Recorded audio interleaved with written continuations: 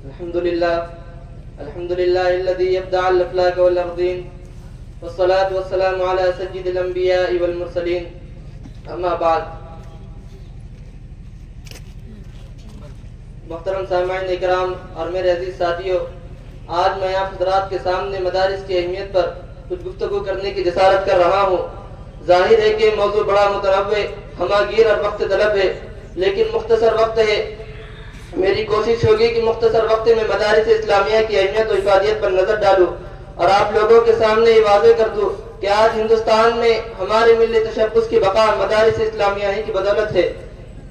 مدارس کا کردار کیا ہے، اس پر نگاہ رکھنے والا ورزش اور مسلمان اس بات سے بخوبی واقف ہے کہ انہی مدارس کی برکت سے علوم نبوت کی بہاریں اور گلشن محمدی کی شادابی قائم و دائم ہے، اور انہی کی طفیل سے قال اللہ و قال رسول کی پاکیزہ صدائیں دنیا کے معطر اور جذبات ایمانی کو تازہ کرتی رہی ہے، اب تا قیامت تک کرتی رہے گی. دینی مدارس اسلام کے وہ قلعے ہیں جن سے ہمیشہ اسلام کی تبلیغ و اشاعت اور دفع ضرر کی مہم چلی ہے. یہ وہ اسلامی چھاونیاں ہیں جن میں ملک و ملت کی پاسبانی کی تربیت دی جاتی ہے.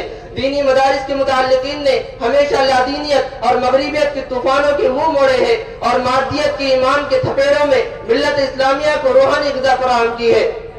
سینکڑوں مشکلات اور ہزاروں رکاوٹوں کا مقابلہ کر کے ہر دور میں اپنا فریضہ انجام دیا ہے، اور انشاءاللہ جب تک اللہ تعالیٰ کو علوم نبوت دنیا میں باقی رکھنا مقصود و منظور ہوگا، یہ ادارے زندہ اور پائندہ رہے گے. دنیا کی کوئی طاقت ان اسلامی قلعے کو مسمار نہیں کر سکتی. ان مدارس سے ٹکرانا عذاب خداوندی کو دعوت دینے کے مترادف ہے.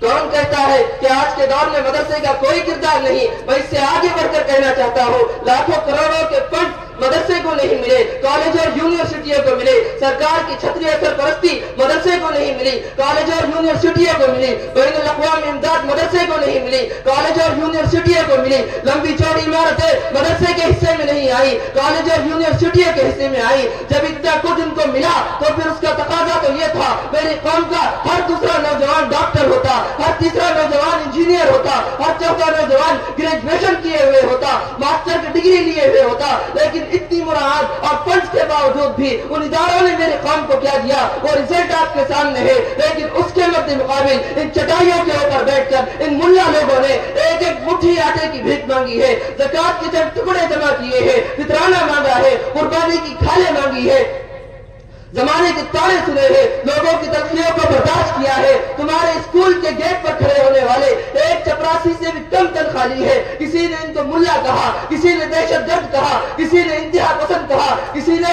پتھر کے زمانے کی پیداوار کہا، کسی نے 14 صدی پرانے لوگ کہا، کسی نے جدید دور کے تقاضوں سے ناآشنا کہا، کسی نے سوسائٹی کے معاملات میں انفٹ کہا. اور اتنی اتنی باتیں لوگوں کے تانے سن کر، تنقید سن کر، حالات کے جبر کو برداشت کر کے لوگوں سے مٹھی چندے کی بھیک مانگ کر اس ملا نے اور اس مدرسے نے آج پوری قوم اور سوسائٹی کو کیا دیا. میں پوری جرأت اور ذمہ داری سے کہتا ہوں، اللہ کی قسم پورے ملک کا جائزہ لیجئے. اگر سر پر پگڑی ہے، چہرے پر داڑھی ہے، ہاتھ میں تسبیح ہے، زبان پر اللہ اللہ کا ورد ہے، چھوٹے چھوٹے بچوں کے سینے میں رب کا قرآن موجود ہے، مسجد سجدوں سے آباد ہے، میناروں سے اللہ اکبر کی صدائیں گونجتی ہے، حاجی لبیک اللہم لبیک کی صدائیں بلند کرتے ہیں، میدان کارزار آباد ہے، خانقاہ سے اللہ کی صدائیں آتی ہے. آج کوئی دکاندار دکان پر بیٹھ کر کسی درجے میں ناپتول میں ڈنڈی نہیں مارتا، کوئی صحافی کسی درجے میں قلم کے تقدس کو پامال ہونے سے بچاتا ہے، کوئی جج کرسی قضا پر بیٹھ کر انصاف کے تقاضے پورے کرتا ہے، کوئی حکمران اقتدار کی کرسی پر بیٹھ کر اگر عدل و انصاف کے ترازو کو ہاتھ سے جانے نہیں دیتا. اللہ کی قسم اٹھا کر کہتا ہوں، پورے معاشرے میں چکر لگاؤ، جتنی خیریں، جتنی بھلائیاں، جتنی اچھائیاں تمہیں نظر آئے گی اس کا پورا تم تلاش کرو گے، پیچھے تمہیں کوئی نہ کوئی ملا اور مدرسہ کھڑا ہوا دکھائی دے گا.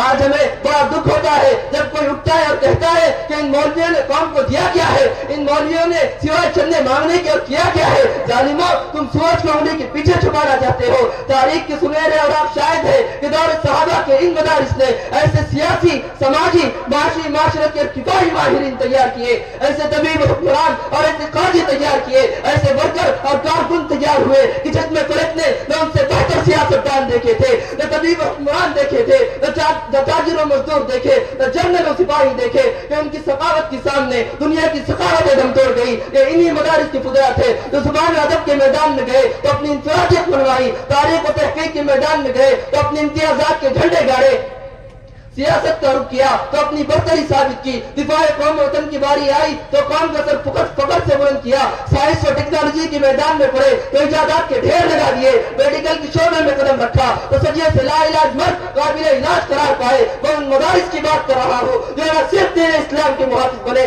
بلکہ ملک کی اپنی سرحدوں کی تحفظ کے لیے اپنی جانوں پر کھیل گئے۔ اس خطے کا بچہ جانتا ہے، جیلوں کے اندر چلنے والے، زندانوں کو آباد کرنے والے، جیلوں سے جنازے اٹھانے والے، مالٹا اور کالے پانی جیسی بدنام زمانے جیلوں میں سزائیں کاٹنے والے، گرم بستریاں پھروا کر کباب بن جانے والے، یہ انہی مدارس کے فضلات تھے۔ تو پھر میں کیوں نہ کہوں وہ اور ہی ہوگے کم ہمت جو ظلم تشدد سہ نہ سکے، شمشیر و سلاح کے دھارے پر روداد صداقت کہہ نہ سکے۔ یہ چشم فلک نے دیکھا ہے طاقت میں جو ہم سے بڑھ کر تھے، توحید کا جب طوفان اٹھا وہ مد مقابل رہ نہ سکے۔ میرے عزیزوں، ان مدرسوں کو زندہ رکھو، ان مدرسوں کے لیے اپنی پوری کوشش کرو۔ ناچ گانے والے کو پیسہ دینے سے دنیا کے اندر کچھ حاصل نہیں ہوگا، مدرسے زندہ رہے گے، ایمان رہے گا، نماز پڑھانے والے ملتے رہیں گے، قرآن پڑھانے والے ملتے رہیں گے، تمہاری نماز جنازہ پڑھانے والے ملتے رہیں گے، تمہاری بچوں کے کان میں اذان دینے والے ملتے رہیں گے، تمہارے مردے کو سنت کے مطابق غسل دینے والے ملتے رہیں گے۔